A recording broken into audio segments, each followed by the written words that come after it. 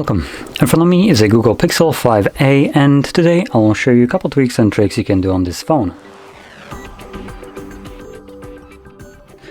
So, starting off with the first one, it's going to be, I'm not exactly sure what the name of it is, but it's basically dynamic applications. So, as you know, you have the dock at the bottom of your page. I have only one page, so let me just kind of get something. There we go. And as you can see, there is 4 apps that stay always at the bottom, they don't change. But there is a way that you can have them kind of like dynamically adapt. So if we just remove one, as you can see, it's changed now into settings and has kind of like bluish outline around it. And if I open up some kind of other application that isn't on, for instance, the home screen. So let's just open up something like YouTube. Now if I close it, as you can see, it's changed. Now we can have multiple of these, so if I remove another one, now we have YouTube and Chrome, and they will now keep swapping. So now it's YouTube, we have Recorder, let's go Maps, and Recorder, so they keep shifting over. You can have basically apps that you recently opened up show up in here, and they automatically will keep changing based on apps that you open up, which is pretty nice. Now moving on to a next option, which is, I believe, Pixel exclusive.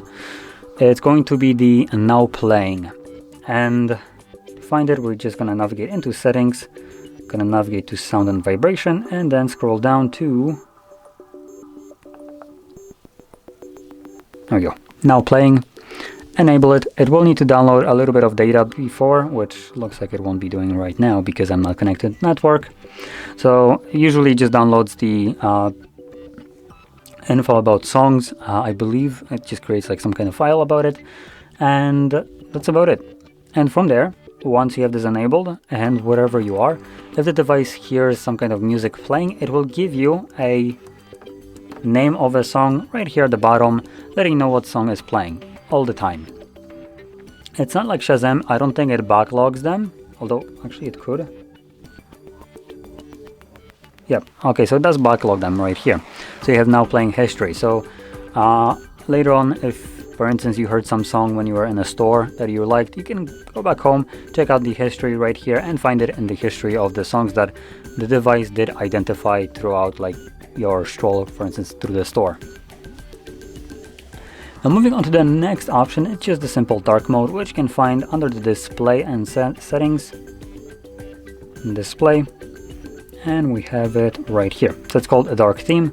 We have a normal toggle for it, so you can just flip between these two. But you can also tap on the text, and this will give you more options right here. So you have, for instance, schedule as a turn on at a custom time, or turn on from sunset to sunrise. You can choose whichever one you want. These schedule options will give you basically what I consider kind of like a best of both worlds. So during the summer, I personally feel like dark mode is a little bit harder to see, specifically in like direct sunlight. But light mode works a little bit better during that time of day.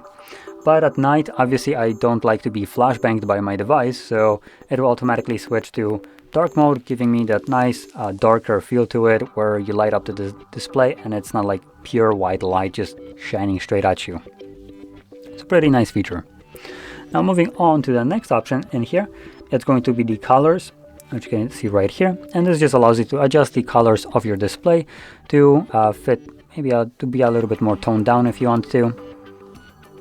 Now there is a little difference visible on the camera. You can see it when I'm switching between these two. That natural looks more desaturated, while obviously adaptive looks a little bit more vibrant. So you can pick whichever one you want. You also have the arrow right here to flip between the pages, just so we can see on different images how that affects the generally the image quality. So there we go. And moving on to the last thing, is the wallpaper and style and the settings. And here you can customize just the look and feel of your device. So we have things like wallpaper, the typical standard one. Then we have wallpaper colors. This defines how this toggles filling will be colored. So it's based on wallpaper, and if you look at it right now, I do have a green wallpaper, so it is fitting with it. But you can set it manually to be something else, as you can see. So there we go. Then we have a dark theme, which again just enables dark mode. Themed icons, so it changes the color of them to fit with it. And also upgrade. Now this is probably one of the more handy ones. So if you change it to be a bigger grid like this, obviously you can fit more icons on your display. And in addition, going back to the dynamic applications right here, you have more apps that are visible right here, because before we had only 4, now we have 5. So it shows me, it would normally show you one additional dynamic application, or you can obviously fill it up with something else. You can just drag over app onto this space and fill it up with just a typical app. So you don't need to like have dynamic apps, but obviously if you want to, you can. So anyway, with this being said, this would conclude the tweaks and tricks that I want to show you. So if you found this very helpful, don't forget to hit like, subscribe, and thanks for watching.